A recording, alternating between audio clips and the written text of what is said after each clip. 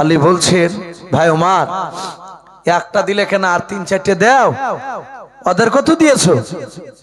ওমর মুচকে মুচকে হাসছেন আর বলছেন, আলী, রসুল তোমাকে রাতে কটা খেজুর দিয়েছিল? বলুন সুবহানাল্লাহ। আলী অবাক, স্বপ্ন দেখেছে আমি আলী,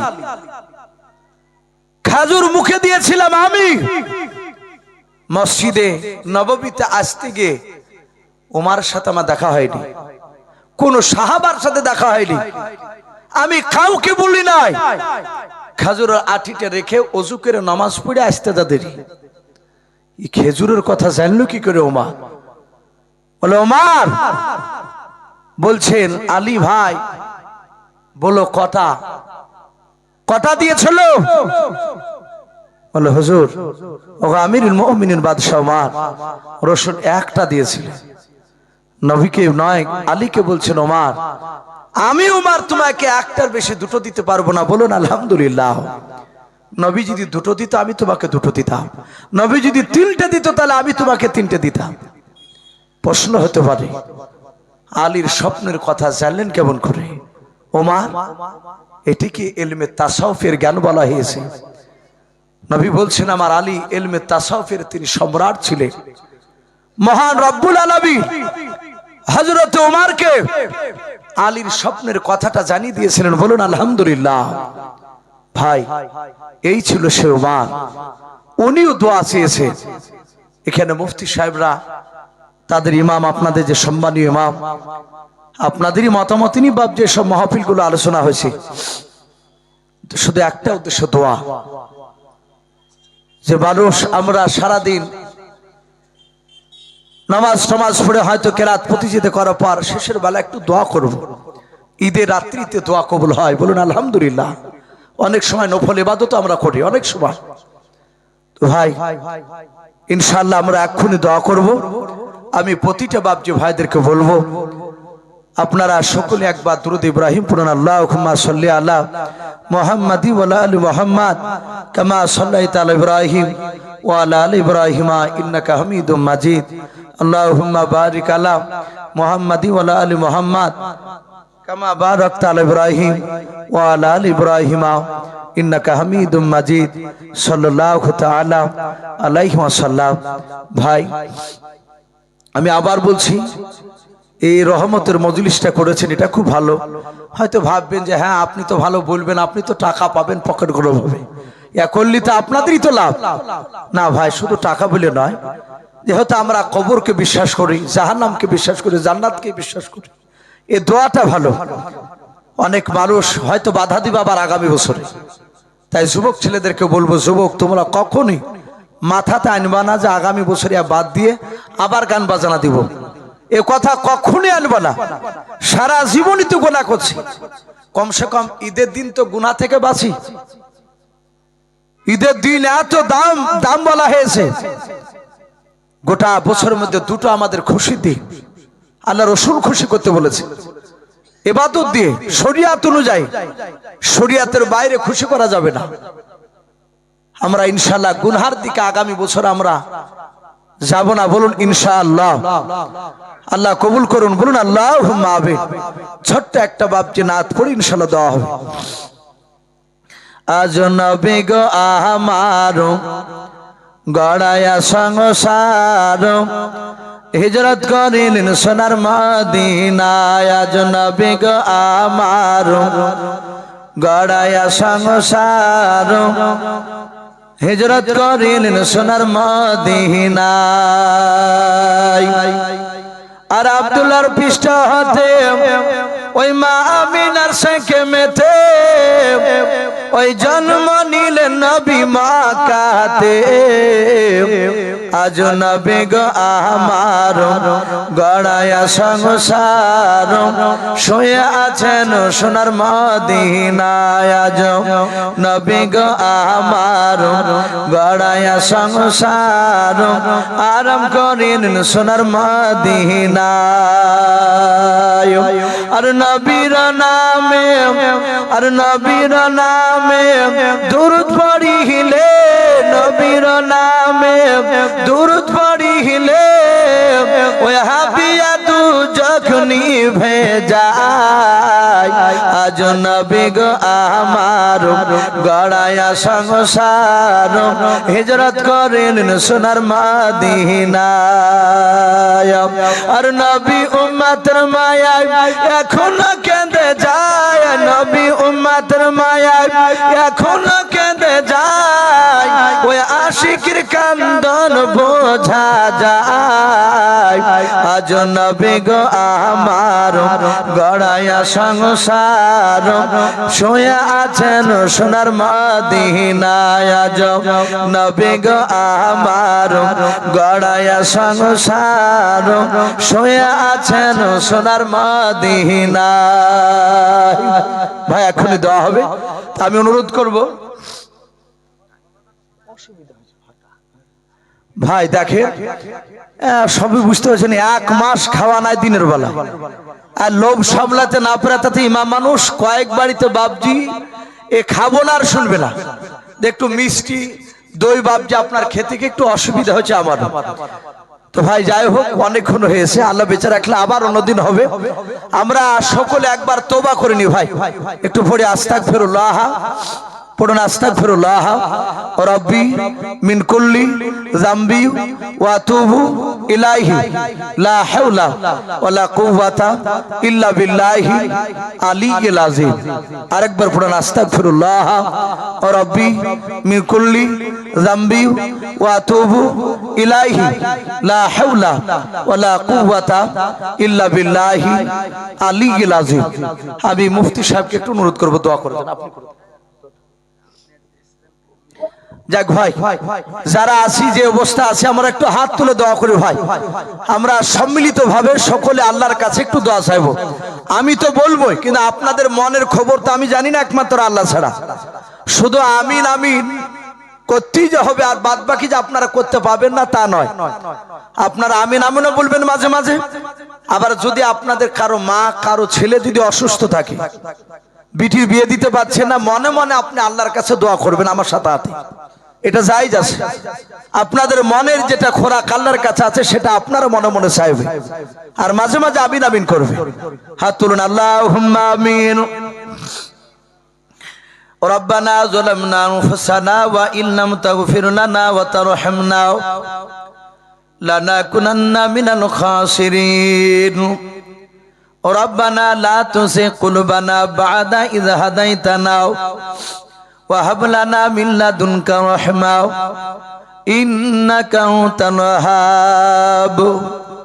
আয় আল্লাহ রাত্রি প্রায় 10:30 বাজতে চলল রে মাওলা। আয় আল্লাহ গভীর রাত্রিতে তোমার ইমানদার বান্দা বান্দীদেরকে নিয়ে মাওলা আমি তোমার গুনাহগার বান্দা খতাকার বান্দা, আয় আল্লাহ গুনাহগার বান্দা হয়ে তোমার ইমানদার বান্দা বান্দীদেরকে নিয়ে তোমার শাহী দরবারে হাত উঠিয়েছি।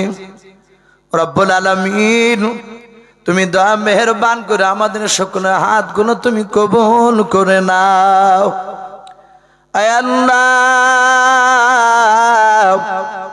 আমরা সকলে গুনাহগার খাকসান নাদান তোমার বান্দাও, দিনের আলো রাত্রির অন্ধকারে মালা যাবতীয় গুনাহ করে ফেলেছি। ওগো রব্বুল আলামিন তুমি দয়া মেহেরবান করে আমাদের সকলের ছোট বড় জীবনের যাবতীয় গুনাহগুলো তুমি মাফ করে দাও। আয় আল্লাহ পবিত্র ঈদুল ফিতরের রাত্রি মহলাস, আয় আল্লাহ ঈদের নামাজ পড়েছি রে মাওলা। রব্বুল আলামিন রাত্রি বেলায় তোমার বান্দারাও রহমতের মজলিস আয়োজন করেছে। আল্লাহ ইসলামিক প্রতিযোগিতা কুইজ হয়েছে দিনের বেলায়। আয় আল্লাহ তুমি দয়া মেহেরবান করে মাহফিলকে তুমি কবুল করে নাও। আয় আল্লাহ যারাই মাহফিলে সহযোগিতা করেছে মাওলা টাকা দিয়ে শ্রম দিও, সকলকে মাওলা ইমানদার হিসাবে তুমি আমাদের কবুল করে নাও। আয় আল্লাহ এক এক করে 30টা রোজা পার করেছে রে মাওলা।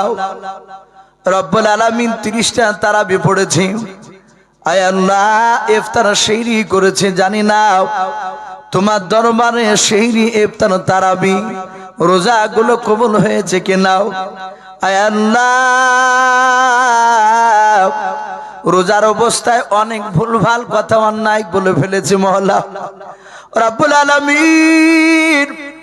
আয় আল্লাহ, আমরা তোমার বান্দা, আমরা গুনাহ করতে ভালোবাসি আর তুমি আল্লাহ ক্ষমা করতে ভালোবাসো।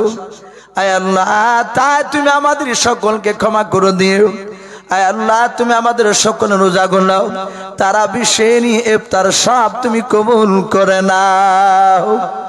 আয় আল্লাহ, মা বোনেরা হাত উঠিয়ে আমিন আমিন করেছে রে মওলা। মওলা, আমার মা বোনেরা 1 মাস ধরে ঘুমকে হারাম করে দিয়ে মওলা। আয় আল্লাহ, রাত্রিবেলা তারা সেহরির ভাত রান্না করে নিয়েছে রে মালিক।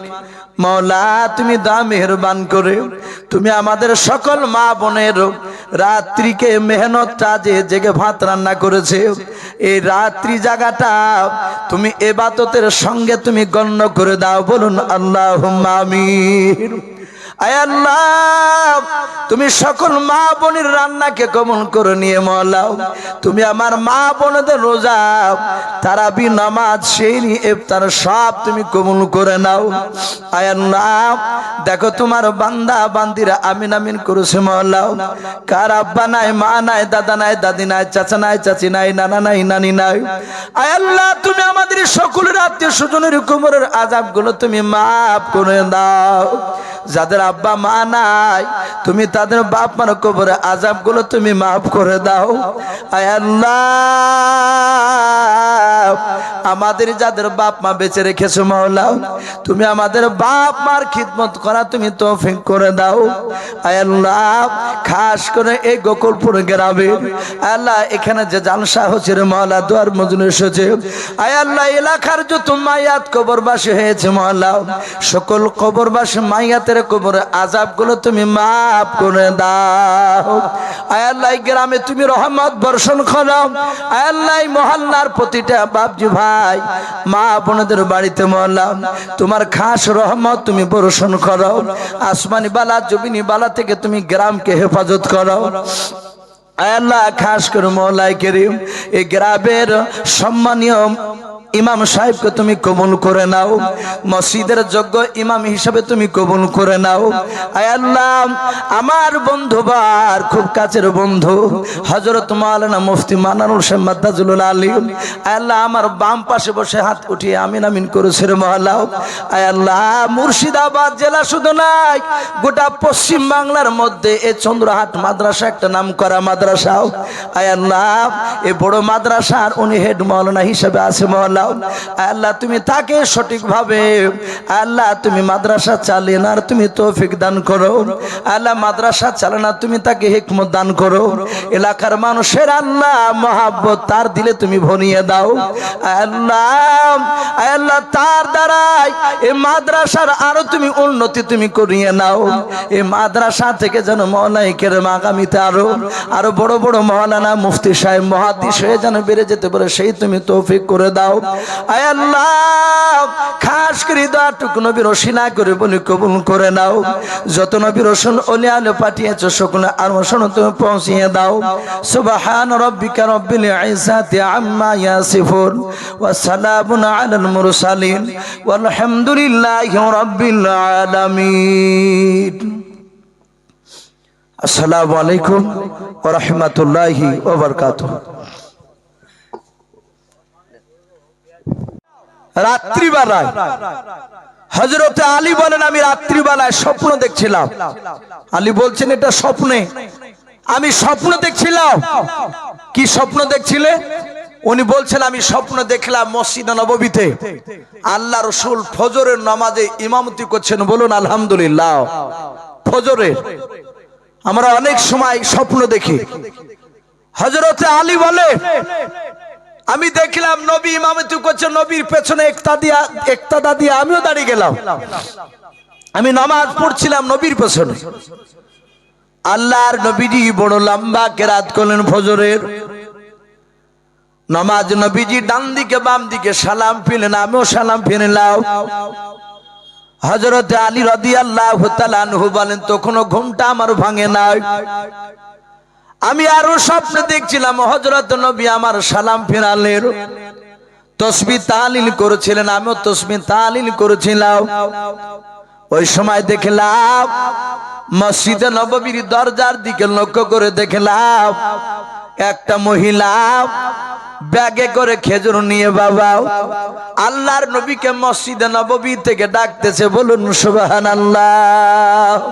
ওই স্বপ্নে হযরত আলী বলেন আমি স্বপ্নের মধ্যে দেখলাম ওই মেয়েটা দরজা থেকে ডাক দিয়ে বলে, ইয়া আল্লাহর রাসূল, ওগো আল্লাহর নবীজি, আমার নতুন বাগানের আমি খেজুর আপনার কাছে আমি হাদিয়া নিয়ে এসেছি, বলুন আলহামদুলিল্লাহ। আমার নবীজি যাকাতের টাকা নবীর জন্য খাওয়া হারাম ছিল, ফিতরার টাকা নবীর জন্য হারাম ছিল, অসুরের টাকা নবীর জন্য বাপজি খাওয়া হারাম ছিল, সদকার মাল আল্লাহর নবী খেতেন না। কেউ যদি বলতেন এটা হাদিয়া করলাম, নবী এটা সদকার নাই, যাকাতের নাই, ফিতরার নাই, অসুরের নাই, ও আল্লাহর নবীজি এটা স্বইচ্ছা আপনাকে খুশি মনে আমি দান করলাম, এটা আমি হাদিয়া করলাম। আল্লাহর নবী ওটা কি বাপজি গ্রহণ করতেন, খেতেন? ওই মেয়েটা ডাক দিয়ে বলেছিল, নবী আমার নতুন খাজুর গাছের আমি আপনাকে ব্যাগে খেজুর নিয়ে এসেছি, আপনি নেন। আপনি একাই শুধু খাবেন না, আপনি খান আর আপনার যত সাথীরা আছে সব সাথীদেরকে ভাগ করে দেন, তারাও খাবে। আল্লাহর নবী জনাবে মুহাম্মদ রাসূলুল্লাহ সাল্লাল্লাহু তাআলা আলাইহি ওয়াসাল্লাম বলেন, হযরত আলী বলেন আমি দেখলাম নবী আমার একজন সাহাবাকে হুকুম করলেন ব্যাগটা নিয়ে এসো। আল্লাহর নবীজির সাহাবা দৌড়ে গিয়ে ব্যাগটা নিয়ে এসে নবীজিকে দিলেন, নবীজি নিয়ে নিলেন। হযরত আপনার আলী মুর্তজা বলেন দেখলাম নবী ব্যাগটা নেওয়ার পর সাহাবাদের দিকে তাকাতে লাগলেন।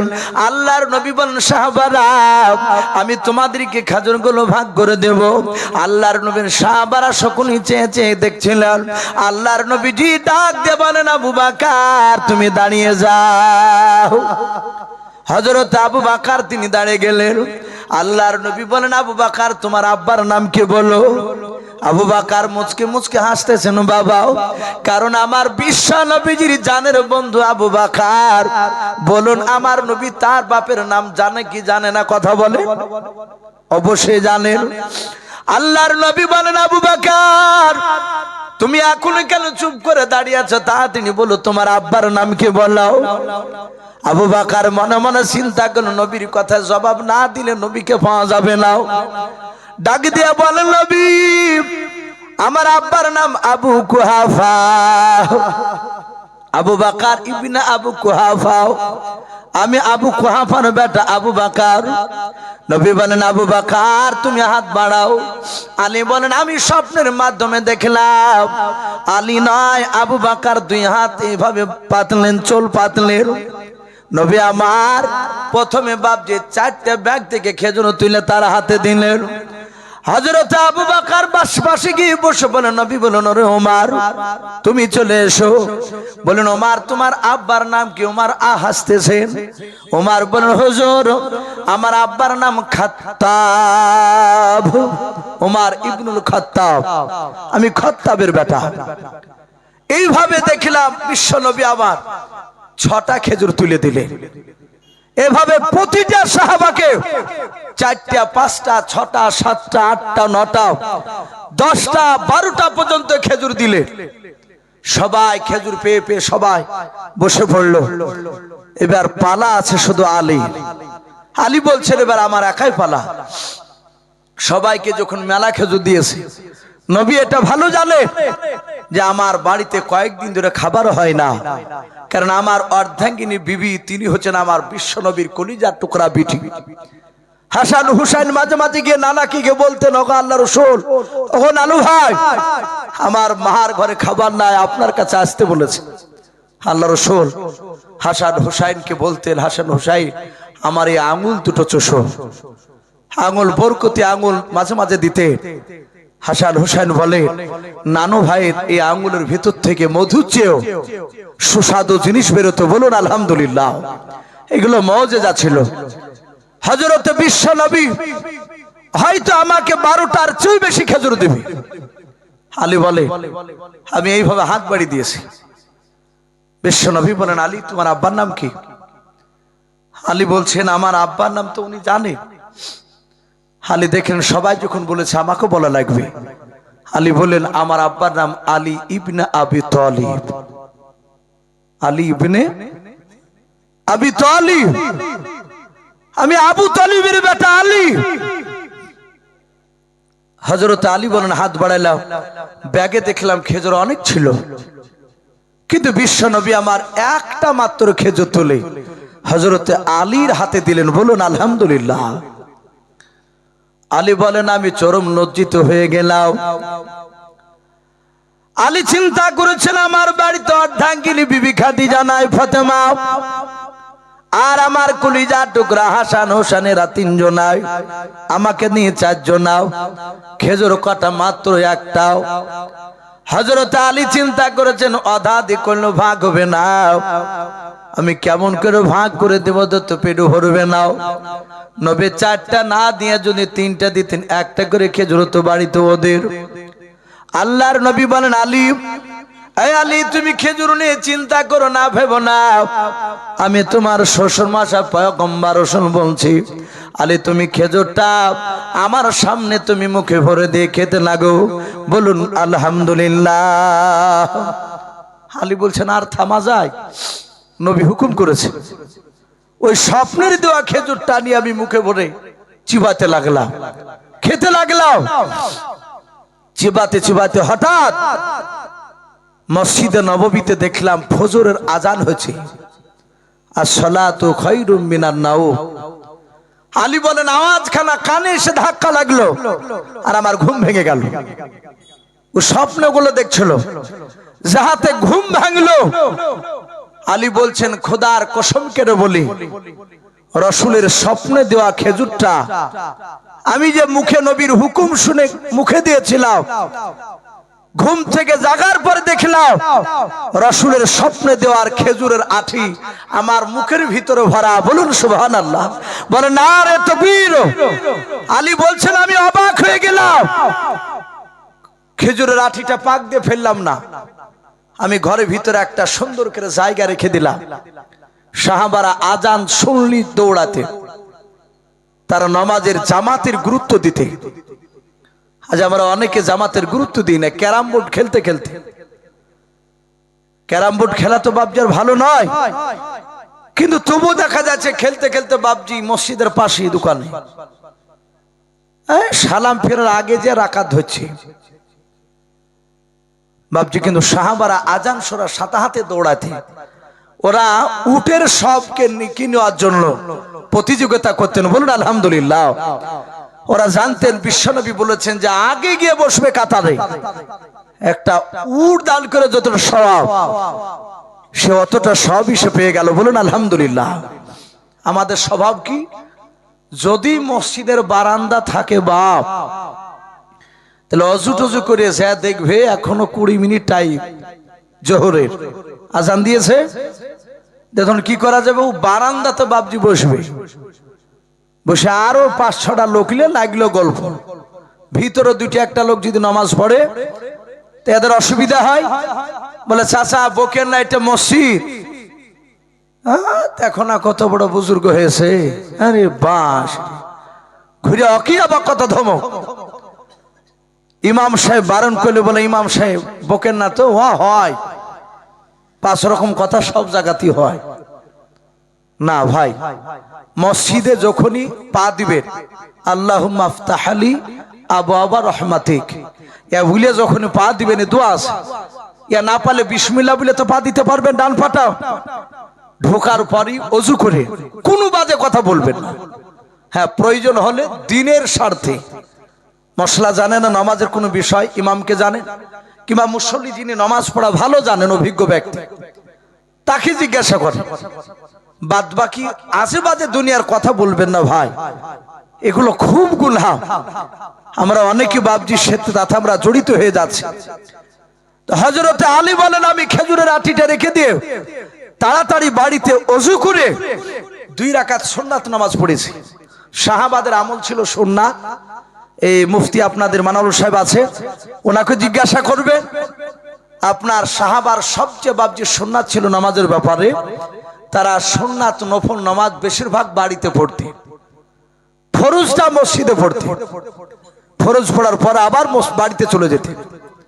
আর আমরা যদি মৌলানা সাহেবরা যদি 2-3 দিন যদি বেরিয়ে যাই না, তেমনি চায়ের দোকানে বলবে সুন্নাত নফলও পড়ে না, ফরজ পড়ে অমনি বাড়ি চলে যায়। অমনি ভাবছে আমাদের খারাপ ধারণা, কিন্তু খারাপ ধারণা করবেন না। ও যদি বাড়ি থেকে পড়ে তাহলে ভালো, আর যদি না পড়ে তাহলে সেটা ভুলতাম। তো সাহাবা হযরত আলী বলেন আমি ফজরের 2 রাকাত সুন্নাত নামাজ পড়েছি। সোজা মসজিদে নববীতে যাচ্ছি, নামাজ পড়তে গিয়ে দেখলাম হযরত ওমর তিনি ইমামতি করছেন। বলুন আলহামদুলিল্লাহ। ওমর, হযরত ওমর ফারুক ইমামতি করেছেন। আলী বলেন আমি তার পেছনে ইক্তাদা দিয়ে দাঁড়িয়ে গেলাম। আমি নামাজ পড়লাম, ওমরের পেছনে সালাম ফিরলেন, আমিও সালাম ফিরলাম। ওমর তাসবিহ করছে, আমিও তাসবিহ করতে লাগলাম। হযরত আলী বলেন দেখলাম মসজিদে নববীর দরজার দিকে আমি তাসবিহ করতে করতে তাকাচ্ছিলাম। আলী বলেন আমি আশ্চর্য হয়ে গেলাম, স্বপ্নে দেখেছিলাম ওই জায়গায় একটা মহিলা দাঁড়িয়ে থাকতে, কিন্তু আমার বিশ্ব নবীর পেছনে সেই সময় স্বপ্নে নামাজ পড়েছিলাম। বাস্তবে কিন্তু বাপজা আমি দেখলাম ওমর নবীর জায়গায় তো ওমর ইমামতি করেছে। আরে একটা মেয়ে ডাকছে নিয়া আমিরুল মুমিনিন, হে বাদশাহ ওমর, আমার বাগানের খেজুর আমি আপনাকে হাদিয়া করেছি, আপনি নেন, আপনি খান, আপনার সাথী ভাইদেরকে ভাগ করে দেন, তারাও খাবে। হযরত আলী বলেন দেখলাম ওমর একজন সাহাবাকে দিয়ে আনালেন খেজুরের ব্যাগটা নিয়ে রোফার। আলী বলেন আমি তাকে দেখে দেখছিলাম ওমরের ভাগ করাও। আলী বলেন একেবারে হুবহু আমার রাসূলুল্লাহ স্বপ্নে যেভাবে খাজুরটা ভাগ করেছিল ওইভাবে ওমর খাজুর ভাগ করতে লাগলো। বলুন আলহামদুলিল্লাহ। একদম ওইভাবে ভাগ করেছে, 4টে থেকে শুরু করেছে, সবাইকে খেজুর দিয়ে দিল। এবার আলী বলছেন শুধু আমি একাই বাকি আছি।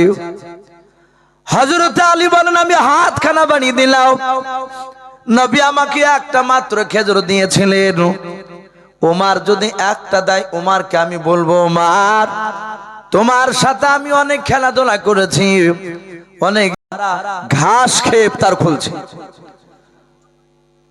এটা আমরা অনেকে দেখতে পাচ্ছি পাথর বেঁধেছে। আমার রাসূলের বাপজি সাহাবা উমর পাথরের হাড়িটা বাপজি আপনার ফেলে দিয়ে নতুন করে পানি দিয়ে তাতে গম, খুরমা, ঘি এসবগুলো বাপজি ঢেলে দিয়ে উমর ফু দিছে। উমর ফু দিছেন, উমর এত শক্তি আল্লাহ দিয়েছিলেন। কিতাবে লিখেছে উমরের 2 হাতে 50টা যুবকের শক্তি ছিল একাই। বলুন আলহামদুলিল্লাহ। হযরতের সেই উমর ফু দিছে, উমর এমন ভাবে ফু দিচ্ছেন যে ফুয়ে তার দাড়ির ভিতর দিয়ে ধোঁয়া বেরোছে। লোকটা পাশ থেকে বলছেন ভাই এ তোমার মতো লোকটা কি বাদশা হওয়ার দরকার ছিল? সে জানে নাই যে ওমর তোমাকে কেন করেনি। ওমর বাদশা ভুল হয়েছে। ওমর আগুন ধরে খাবার রান্না করলে ওমর বলেন ভাই কিছু মনে করো না। ছেলে 3টেকে বাপজি ওমর হাত বুলি বুলি ডাকলে, মানুষ ঘুমে থাকলে তাকে ডাকার সুন্নাত রয়েছে, নিয়ম আছে। আব্দুর রহমান যদি হয় ঘুমায়, আপনি কাছে গিয়ে কানের গুড়তে যে আব্দুর রহমান উঠ, এরকম করা যাবে না। চিৎকার করে ডাকলে দেখেন সে ধিড়িক করে উঠে বলবে কি হলো, ভুলভাল বকে। জোরে ডাকতে গেলে তার ব্রেনে আঘাত লাগবে। আপনি গায়ে হাত বুলান, পায়ের দিকে ভাবে গায়ে হাত বুলান, আস্তে আস্তে বলো ভাই কি চাচা, নাম যদি ছোট হয় আব্দুর রহমান, আব্দুর রহমান, আস্তে করে ডাকো। সে দেখবেন ধসমস করে উঠবে না, সে আস্তে আস্তে ভাবে চোখ খুলবে, তাকাবে, আর আপনি আস্তে করে বলবেন ভাই ওঠো। তখন বলবে কি হলো, বলে সময় হয়ে গেছে। হযরতে ওমর অত বড় পৃথিবীর অর্ধেকটা বাদশা, ওমর আস্তে করে বাপজি হাত বোলাচ্ছেন, তিনটে ছেলে উঠলো। ওমর তিনটা ছেলেকে নিজে হাতে বাপজি খাবার খাওয়ালেন। ওই লোকটা ওমরের ব্যবহার দেখে বাপজি আরো আস্তে আস্তে মুগ্ধ হয়ে যাচ্ছেন। রে বাবা, ওমর তিনটা ছেলেকে খাওয়ানোর পর বাপজি খেলাধুলা করতে লাগলেন ওই ময়দানে রাত্রিবেলায়। ওই তিনটা বাচ্চা বাপজি ওমরের কোন সময় পাঞ্জাবি ধরে টানে, কোন সময় বাপজি মাথাটা নিচে করলে দাড়ি কানা ধরে টানে। ওমর হাসে, ওরাও হাসে। ওমর দেখেছিলেন এই ছেলেরা ক্ষুধার তাড়নায় তাদের চোখ দিয়ে পানি ঝরেছিল, এ মুখ দিয়ে কান্না বেড়েছিল। কিয়ামতের ময়দানে আমি উত্তর দিতে পারবো না। আমি ওমর, আমি এদের চোখ দিয়ে আমি পানি নাই, মুখ দিয়ে হাসিটা বের করতে চাই। বলুন আলহামদুলিল্লাহ। ওমর বাপজি খেলাধুলা করেছিলেন আর বারবার বলছিলেন, ও ভাই, তোমার মতো লোকটাই বাচ্চা দরকার ছিল, তুমি উপযুক্ত যোগ্য মানুষ। যখন বাপজি কথা বলছিলেন আর তাম্বুরির ভিতর থেকে বাবা বাচ্চার আওয়াজটা যখন বেরিয়ে আসলো, সঙ্গে সঙ্গে বাবা ওমরের বাপ যে বেবে ডাক দিয়ে বলল, ও আমিরুল মুমিনিন বাদশাহ। ওরা দুজনায় ওই জায়গায় দাঁড়িয়ে ছিল আর তিনটা বাচ্চা সাইডে ছিল। বাবা হযরত ওমরকে বাদশাহ নামদার বলে ডাক দিয়েছেন ওই তাম্বুর ভিতর থেকে ওমরের বাপ যে বেবে। আর যিনি আপনার এসেছিলেন ওমরের দরবারে বিচার দিতে বাবা, খাবার নিতে, ওই ব্যক্তি ডান দিকে বাম দিকে চারিদিকে তাকাচ্ছেন। বাদশাহ ওমর তো এখানে নাই। আবার ডাক দে বলো, গো বাদশাহ ওমর, ও আমিরুল মুমিনিন বাদশাহ নামদার। ওমর বললেন, কি হলো বলো ভেবে। বলে, বাদশাহ আপনার প্রিয় বন্ধুকে বলে দেন তার বিবির বেটা সন্তান হয়েছে। বলুন আলহামদুলিল্লাহ। ওমর বললেন, ভাই তোমার বিবির বেটা সন্তান হয়েছে। উনি অবাক, অনেক গালিগালাজ ওমরকে দিয়েছিল ওর সামনে, রাগ করেনি ওমর বললেন, ভাই তোমার বেটা সন্তান হয়েছে। সাথে হাতে ওমরের পা দুখানা জোরে জোরে বলছেন, ভাই সত্যি আপনি ওমর, আপনি বাদশার যোগ্য। বলুন আলহামদুলিল্লাহ। সঙ্গে সঙ্গে উসমান গনি রাদিয়াল্লাহু তাআলা আনহু আর হযরত আলী রাদিয়াল্লাহু তাআলা আনহু তিনি যাচ্ছিলেন। ওমর বললেন, ভাই তুমি ক্ষমা করে দাও। ওই লোকটা বলে, আমি ক্ষমা করে দিয়েছি। সাথে হাতে ওমর আর উসমানকে দেখে বললেন, উসমান, ওমর, এই কাগজটা তো তোমরা দুজনায় সিগনেচার করে দাও, সহি করে দাও। এই লোকটা কিয়ামতের ময়দানে যদি ওমরের বিরুদ্ধে বিচার দেয়, তাহলে আমি কাগজখানা আল্লাহকে বলতে পারবো বিশ্ব নবীজির দুই জামায় সাক্ষী রয়েছে, ওই লোকটা আমাকে মাফ করে দিয়েছে। বলুন আলহামদুলিল্লাহ। ভাই বলার উদ্দেশ্যে এ ছিল সে ওমর। ওমর এত দামি ছিলেন। ওমর নবুয়াত যোগ্যতা যে বাপজি ছিলেন তার অনেক কারণ রয়েছে। কিতাবে লিখেছে ওমর ইলমে তাসাউফের বাপজি সম্রাট ছিলেন। বলুন আলহামদুলিল্লাহ। ইলমে তাসাউফ সবাই হাসিল করতে পারে না। শরীয়তের জ্ঞানের সাথে হাতে ইলমে তাসাউফের বাপজি জ্ঞান অর্জন হয়। কেমন ছিল ওমর? ওমরের ছোট্ট একটা ঘটনা বলি বাপজি, আমি দোয়া করে দেবো ইনশাআল্লাহ। আমরা দোয়া নিয়ে সকলে আপন আপন বাড়ি চলে যাব। রাত্রি প্রায় এ দেখেন 10টা বাজতে চললো। তো হযরত ওমর ফারুক রাদিয়াল্লাহু তাআলা আনহু তিনি কত বড় বাপজি দামি বাদশা ছিলেন, তিনি কত বড় সাহাবা দামি ছিলেন। ওমরের জামানাতে হযরতে আলী রাদিয়াল্লাহু তাআলা আনহু তিনি একটা ঘটনা বলছি। আলী ছিলেন ওমরের নয়, বিশ্ব নবীজির আপন ছোট জামাই। কে ছিলেন? ছোট জামাই আলী। আর ওমর আমার বিশ্ব নবীজির বাপজি শ্বশুর মশাই ছিলেন। ওমরের একটা বিটির নাম ছিল হাফসা রাদিয়াল্লাহু তাআলা আনহা, তার সাথে নবীজির বিয়ে হয়েছিল। যেমন আবু বকর সিদ্দিক রাদিয়াল্লাহু তাআলা আনহুর বিটি মাইসা সিদ্দিকার সাথে রাসূলুল্লাহর বিয়ে হয়েছিল। তাহলে আবু বকর শ্বশুর বন্ধু এবং ওমর বাপজি নবীজির শ্বশুর মশাই বন্ধু। এ ওমর যখন বাদশা ছিলেন তখন বলেন বিশ্বনবী বেঁচে ছিলেন না ইন্তেকাল করেছিলেন? একটু চিন্তা করে বলুন। ওমর যখন বাদশা ছিলেন তখন নবী ইন্তেকাল করেছিলেন না বেঁচে ছিলেন?